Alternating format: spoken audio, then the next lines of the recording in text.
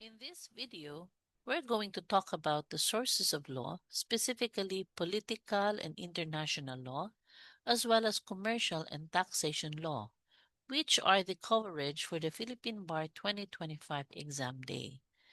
It is good to know the sources of law as this will help you draft your answer for the bar questions and back it up with a specific law. So let's begin. In political law, a very basic source of law is the 1987 Philippine Constitution. This is the fundamental law of the land as it governs powers of government, civil liberties, the separation of powers, checks and balances, as well as judicial review. Now, on coverage related to elections, qualifications of candidates, we can always cite the Omnibus Election Code or Batas Pamansa Bilang 881. For local government unit powers, elections, and administration, we have the Local Government Code of 1991, while the Civil Service Law or PD number 807 covers duties, responsibilities, and liabilities of public officers, while the Administration Code of 1987 covers organization of the executive branch and the functions of public officers. Let's go to public international law.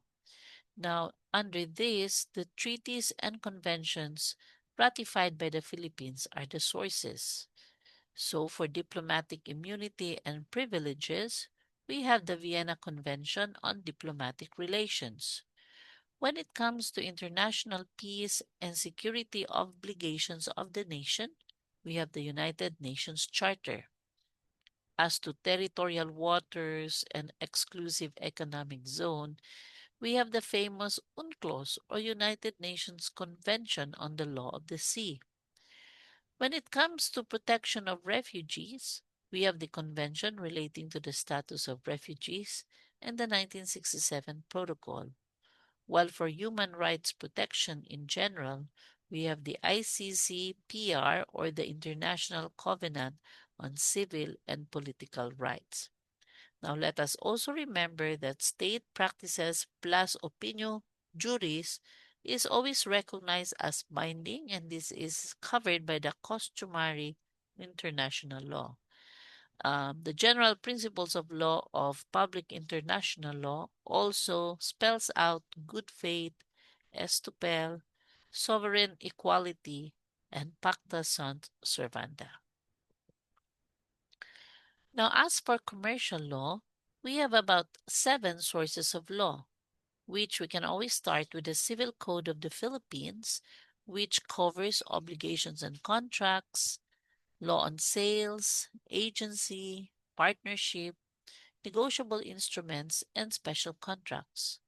On the other hand, when it comes to formation, organization, powers, and corporate governance of corporations, we have the Corporation Code of the Philippines. When it comes to stock market governance and securities regulation, we have the Securities Regulation Act or RA 8799. For consumer protection and product liability, we have the Consumer Act of the Philippines, while for antitrust and fair competition, we have Philippine Competition Act.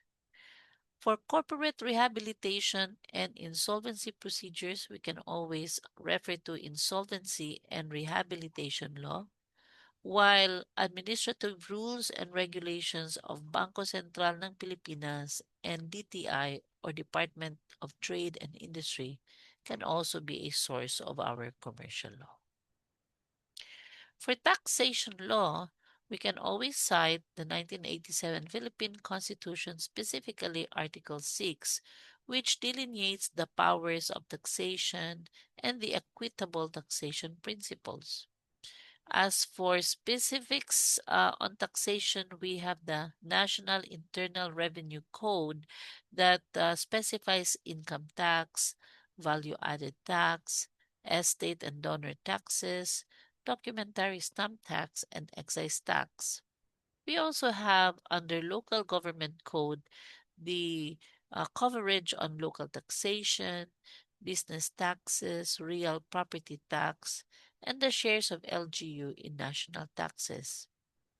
While the Customs Modernization and Tariff Act covers import export duties, customs administrations, and tariffs. We can also refer to the revenue regulations, revenue rulings, and memorandum circulars from the Bureau of Internal Revenue, as well as the international treaties and agreements can be sources of laws related to double taxation treaties, international trade, and customs agreement. And of course, we have the Supreme Court decisions and jurisprudence. We all know that Supreme Court jurisprudence act as a universal source and guide for all these areas. For example, in political law, the Supreme Court interprets the Constitution and election laws. In international law, the Supreme Court may apply treaties or customary law in domestic cases.